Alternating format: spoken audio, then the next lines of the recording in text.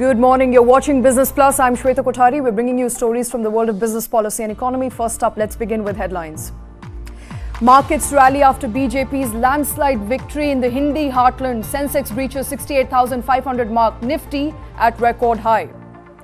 And all eyes on RBI's monetary policy meet set to kickstart on 6th of December, even as interest rates are likely to be on pause. Will RBI revise GDP forecast? That's the million-dollar question. And BYJU'S delays salaries of over 1,000 employees cite, and I quote, unexpected technical glitch. It is expected to further cut 40% of its engineering staff as a cost-cutting move. Social media site X, formerly known as Twitter, could go bankrupt as a growing list of firms leave advertising on X. Is Elon Musk to blame?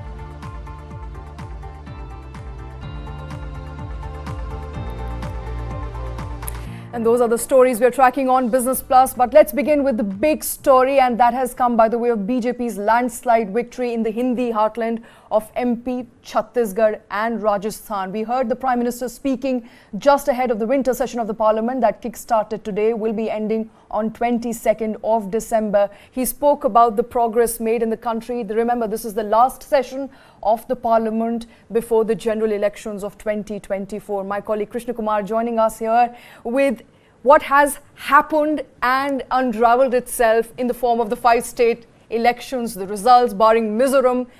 It's a big win for the BJP, and markets are currently reflecting that sentiment. Absolutely, couldn't have put it better, Shweta. Markets rejoicing on BJP's win because, let's face it, we here at News 9 Live have been calling it Mandate 2023 semi-finals for 2024. That's right. Markets are basically saying that we know the results of the finals. We've seen the semi-finals. It's a very thumping, obvious victory.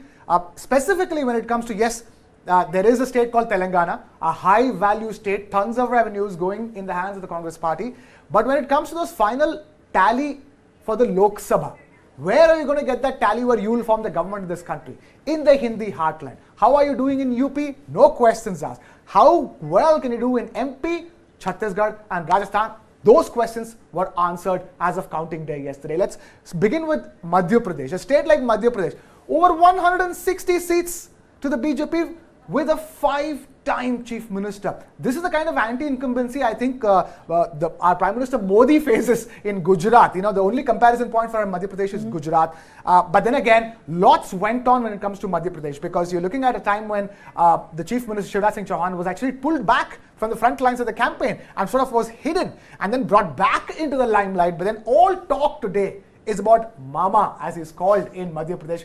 Mama winning because of the Ladli Behna scheme is what is being, is the analysis, the initial analysis, so to speak. But you've got to understand, why are we talking about this? Because there's an overall trend of women voting for the BJP that has come out, across states, not just Madhya Pradesh. So Madhya Pradesh being a very clear example of a woman-centric scheme, being an important turning point, important key factor. So Madhya Pradesh, 160 plus seats, huge. But of course, the big shocker came in the form of Chhattisgarh. Literally every exit poll handing it to the Congress party, but the BJP coming back 55 odd seats in Chhattisgarh. Clear majority. Let's talk about this for a second. Chhattisgarh ho ya Rajasthan or MP, it's all clear thumping majorities, nothing close by. Rajasthan, I'm not talking about now because Rajasthan has got a Tamil Nadu phenomenon going. For the last 30 years, it has always voted out the party in power, and that trend continues. This is something I like about the state of Rajasthan. That's what you're supposed to do with political parties. Keep them on the edge. Don't tell them that like you're going to be here forever. But unfortunately, it hasn't worked in Rajasthan's favor, so to speak, in terms of how much development potential it's capable of and how much it's been tapped. But clearly, that faction fight between the Gehlot faction and the Sachin Pilot faction clearly hurting the Congress party in Rajasthan. But then Congress party will turn around and say, well, this was meant to be BJP's election.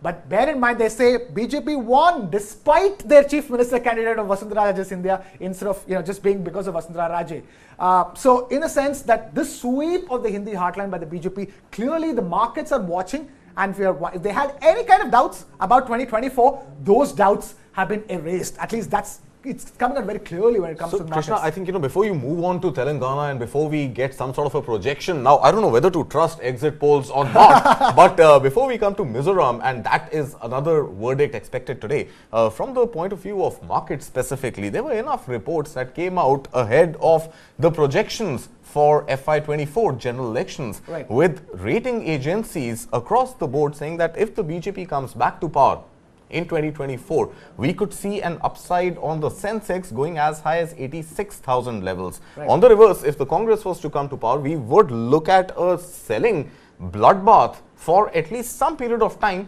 before markets come back to present levels. So, in your opinion, do you think markets have already factored in BJP coming to power with the rally that we are seeing in the semi-finals, as you stated? If on the back of 3 state victories, if markets are up 1.5%, is it a given that markets have expected and have given their sort of vote of confidence to BJP to come back in 2024? Absolutely. The short answer to that question is that absolutely, there's no doubt about it, because another factor over here in these 3 state elections is the Modi factor. I mean, that's been established beyond any doubt. The face of Modi has worked wonders in Chhattisgarh. I mean that is just Modi, or the double engine Sarkar as it's called, Modi plus Shah combination. That factor has worked in these state elections. It's not just a question of Shivraj Singh Chauhan going and winning MP for them. The entire campaigning blitzkrieg of the Prime Minister and the Home Minister is clearly seen as a factor for that last minute turnaround in Chhattisgarh, which was almost going into the hands of Congress party. So from that perspective, who are we talking about? The people we're talking about, the brands we're talking about. These are the brands that will be on display come Lok Sabha election. So this is a vote of confidence for brand Modi and brand Shah. And most psephologists and most analysts and most people watching the election very closely are saying that Modi is betting primarily on 3 factors right now. And these 3 factors again are very critical for India's economy per se, since we are on Business Plus. Women voters. Yes. Right. Women voters and women empowerment is one theme. Youth being the second theme. And OBC, scheduled caste, scheduled tribes. These 3 themes are what Prime Minister Modi is betting on. Yes. What sort of a correlation do you see between these 3 indicators or these 3 constituencies of Mr. Modi and their contribution to the economy? Because markets are definitely not looking at women empowerment only as empowerment and are not looking at OBCs and SC/STs. Youth, of course, I understand, companies want to employ educated youth, but OBCs, SC/STs and women participation, upliftment of women, how do you sort of correlate that with how markets and corporate India is looking at that story? Well, I wouldn't correlate. I would say that markets and corporate India are looking at maintaining policy stances, stability, continuity. That's what they're looking at. And if you're looking at the initial projections, why is that when Congress comes, there is a fear of a bloodbath? It's got nothing intrinsically wrong with the Congress party coming and messing up with the economy. The point here is that Congress will come in and change everything that the BJP has done. New set of rules for tax, new set of rules for company filings, new set of rules for everything. What will Congress do to undo so many of the things that BJP has done just so that it can prove its own point? This is classic political rivalry that the markets are fearing. Because we know what happens in a political rivalry. I come from the state of Tamil Nadu, where DMK and ADMK are at loggerheads with each other, just the same way BJP and the Congress party are. And every single time the government changes, what used to happen if the DMK government falls, the ADMK government will come in and start changing the 20 things that the DMK implemented in the last 5 years. And so that is a natural, by the way, that's not specific to Tamil Nadu, that's what happens everywhere. I mean, renaming not so much as changing. Is that what we are seeing in Telangana? Coming back to yesterday's results, is that what we are seeing in Telangana? The anti-incumbency, Congress wanting to undo what the BRS has done in the state? Right. One is the fact that you're looking at BRS, which has a 10-year incumbency over there, and Congress's the Congress's campaigning essentially working, starting from Bharat Jodo Yatra's impact on Telangana to what has happened so far. It's a good turn. First of all, we're talking chalk and cheese. We're talking about the south of the Vindhyas. South of the Vindhyas, brand Modi and brand Shah don't really work the same way they work the north of the Vindhyas. Unfortunately, south of the Vindhyas does not have enough seats to stake a claim in the Lok Sabha. You winning in South India does not mean you can completely not win in South India and still form the government at the center. That's right. So Telangana becomes a separate case scenario, but the good thing for the Congress party is that they just won Karnataka, a high value state, and then now Telangana, a high value state. So the coffers of Congress party can be safe going forward. But will it be enough for them to win the election in 2024? I highly doubt it. But as far as the analysis goes, you're talking about OBCs, women and the youth. This is the plank, if you ask me, for 2024. It is tested out in these 2023 state elections. This strategy is working. This strategy, if it works even better in 2024, forget about any other party coming to power. So this, to me, is the overall overarching strategy of Prime Minister Modi and the BJP and the Home Minister and the double engine Sarkar and the BJP. So this, to me, is not a state-specific thing, so to speak. And probably this is what worked in a state like Chhattisgarh. So the pitch is laid for 2024, is what you're saying. Absolutely. And we're calling the semi-finals for 2024. How big a dent or otherwise is Mizoram result really going to make in anything in 2024 that we're likely to see? Well, look, again, if you're discounting the South as not being able to impact the final government formation at the center, the Northeast has an even lesser claim when it comes to impacting government formation at the center. What is really worrying is that, this India really splitting up into parts and voting in a different way, and how disconnected will the government at the center be from their hopes and aspirations from the rest of the country is a problem that we have to think about, especially with the fact that we're looking at a delimitation exercise in 2026. With this kind of a split, so to speak, happening, there is chance that the higher polarization and more conflicts emerging. Here's hoping that it's discussion and debate and not fear and conflict. Which is what Prime Minister said, I think, in his winter session precursor. Positivity as opposed to fear and conflict, and perhaps also alluding to the fact that this session is important. It's the last session ahead of the elections, and hopefully some discussion will happen as opposed to simple boycott of the winter session. Thank you very much, Krishna, for all those details, for joining us on that very important story. But before we move forward, I think, sticking on to the fact that the markets have rallied in the last 15 to 20 minutes. This was on expected lines. Of course, a lot has happened in the political corridors in the last 24 hours. They have been very significant, but also talking about the growth projection, the trajectory that growth will take for India. The second quarter growth numbers have flabbergasted people, policy makers, a lot of economists that we have spoken to, projecting about 7.1 to 7.3% growth. At 7.6%, it has been a shocker. Will RBI then revise its growth forecast? That's going to be a $1 million question right ahead of the MPC. Absolutely, Shweta. So I think MPC kicks off December 6th up until December 8th is going to be in action, and all eyes are on two basic indicators. Number one is, with inflation under control, inflation for the month of October coming in at about 4.87%, headline inflation, almost in line with RBI's hammering down to 4% target, right? But we are still a little ahead of the 4% mark, but comfortably in the range of 4 to 6%, or rather 2 to 6%, because RBI keeps that 2% on the upside and downside. So at about 4.87%, we are fairly comfortable when it comes to inflation, and whatever tightening the RBI has done thus far seems to reflect well when you look at core inflation numbers as well, which strip volatile sectors like food and energy.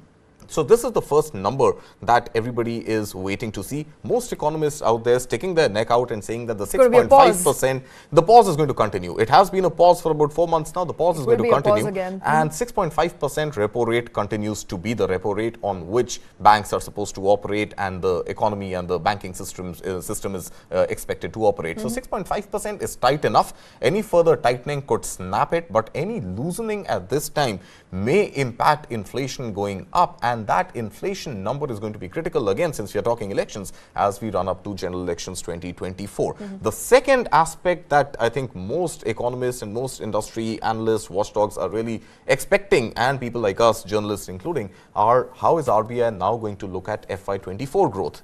And on 8th of December, that statement from Shaktikanta Das, the RBI governor, should also come out, because up until now, RBI had maintained 6.5% for Q2 and 6.5% for FY24.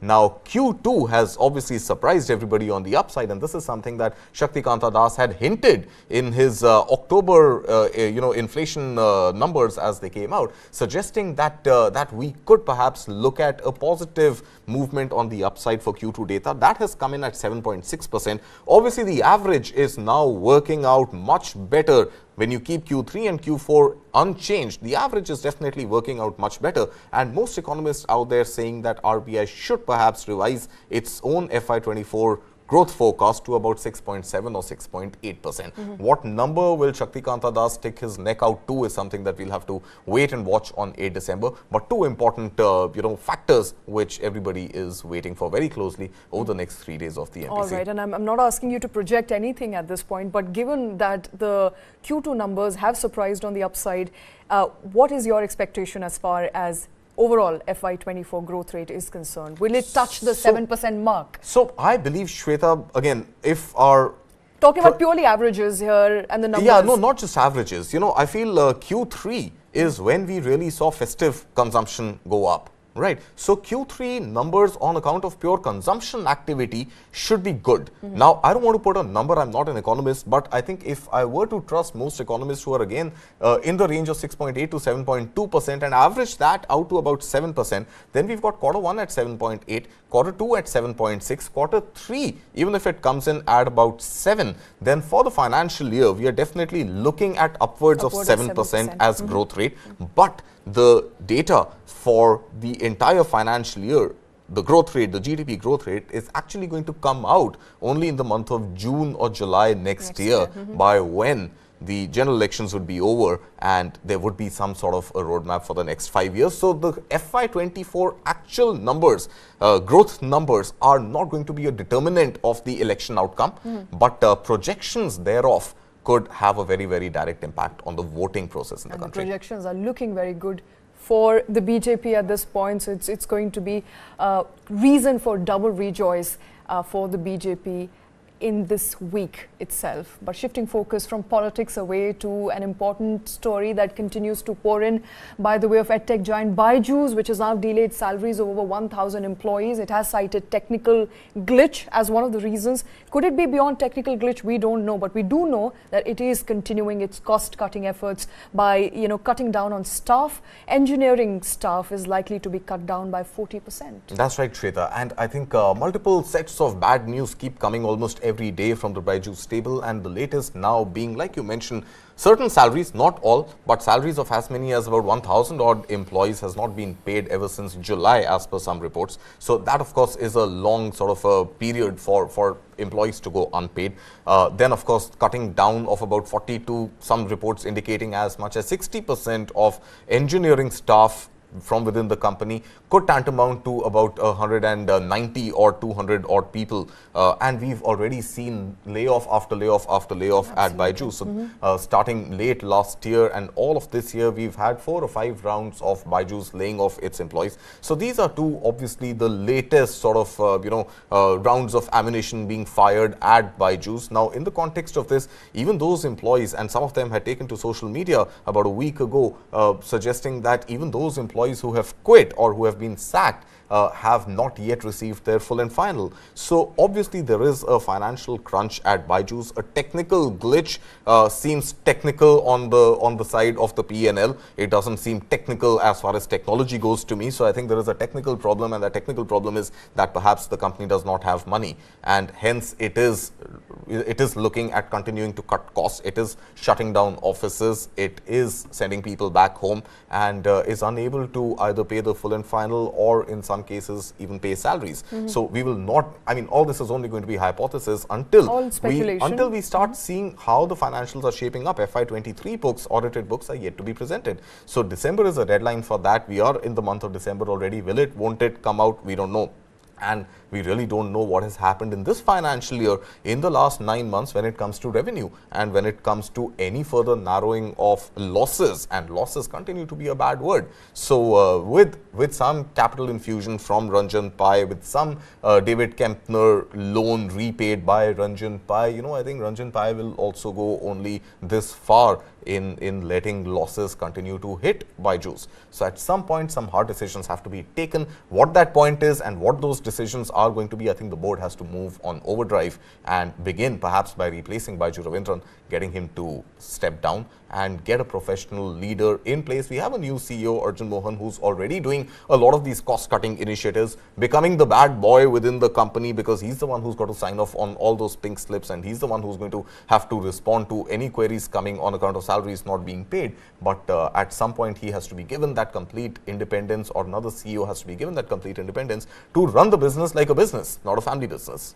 Not a family business, of course, and a lot of loopholes that Baiju Ravindran needs to plug. There was also a call for his boycott, people asking for him to step down at this point. Remember, there is a new CEO, as Karthik mentioned, but he can only go so far. So news after news pours in from Baiju's and not looking very good as far as their financials is concerned. But before we close this bulletin, social media site X is once again in news. Twitter could go bankrupt. This according to a BBC report. Now, BBC is citing, of course, the revenue that Twitter has generated in FY22 versus FY23, $4 billion at some point, barely come down to $1.9 billion. And Elon Musk is to blame, or at least his nonchalant ways of tweeting, writing stuff on Twitter that has not gone down, with a lot of advertisers calling it anti-Semitic, calling it, opposed to pro-Nazi, opposed to the ethos of a lot of these companies who are not advertising on Twitter anymore. So look at the names of advertisers who have ditched X. Walmart being the latest. Before that, we saw Apple. We've seen IBM. We've seen big brands ditching Twitter, ditching X as a platform to advertise on. Why? Because Media Matters of America had reported that, and this is not directly focused at Elon Musk, but on the platform itself. The platform being a source of spreading disinformation, no fact-checking, no verification of tweets, pro-Nazi content going viral, anti-Semitism going viral on the platform, and advertisements placed next to pro-Nazi posts, advertising placed next to anti-Semitism posts. So this entire sort of cultural, social wrath that Elon Musk has attracted on himself and on his platform X has now come to a point that advertisers are fleeing. Now, what did Elon Musk really do? He bought Twitter at a time when Twitter's ad revenue, and that was about 90% of the revenue, ad revenue alone was about $4 billion per year. He paid 11 times that money, $44 billion. 11x of revenue is actually pretty much unheard of. He paid 11x of revenue, not 11x of profits, not 4x of revenue, 11x of revenue as the value of a company, and bought it for $44 billion. That has come down to a trickle now. Revenue is down, ad revenue is down about 60% already, and we still have about 1 month to go. Now, what did he also do last year? As soon as he acquired X, he delisted it from the markets.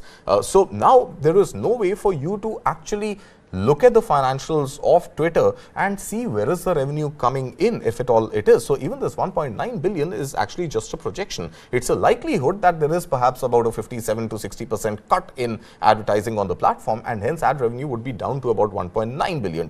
And then on 1st of December, Elon Musk in a conference in New York pretty much used the B word.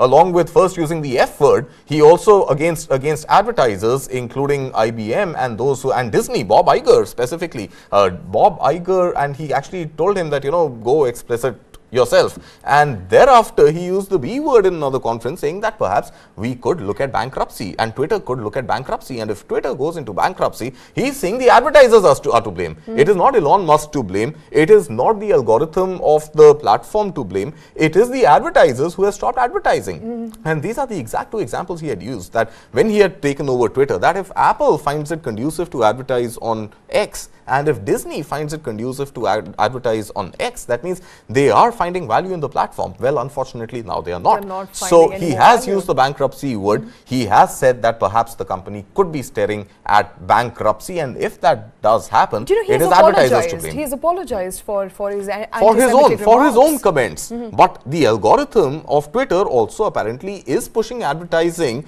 in posts which are going viral on account of pro-Nazi or anti-Semitism content. And he has, in fact, while he has apologized, he's also sort of distanced himself, saying that actually that was never the intention and that is not what he wrote. At the same time, he has also sued Media Matters, who had come out with this initial report with finding that there is advertising linked to pro-Nazi, anti-Semitic content. So he has said that, and he's filed a suit against Media Matters as well. So overall, Twitter not in a comfortable position. Even if you were were to look at some hypothesis, Shweta, you know, the blue tick $8 reduced hasn't taken off, reduced to $1 a month, hasn't taken off. So even if it does take off, you're looking at what, on an average about, even if subscribers were to pay $1 a month, you're looking at $12 per annum per subscriber. Even if advertisers were to opt for the blue tick $8 plan, you're looking at about $100 per subscriber. So $100, how many subscribers are actually going to pay for it? Absolutely. A million? 10 million? Even at 10 million, you are actually looking at just about 1 billion of revenues, $1 billion of revenues. Is a very exaggerated number. It's a very high number, right? So, but I'm saying even on the upside, it was going to be a billion odd people paying $100 or 10 billion people paying $100. It is nowhere close to the 4 billion in advertising that Twitter used to command at one point of time. It's not coming back to 4 billion at any point of time. Despite all the revolutionary tactics of Elon Musk, it hasn't really paid off at Twitter, and Twitter could be looking at bankruptcy. Well, that is of course according to Elon Musk himself. Whether that will happen or not, well, time will tell. But for now, it's a wrap on the show. Thank you very much for watching.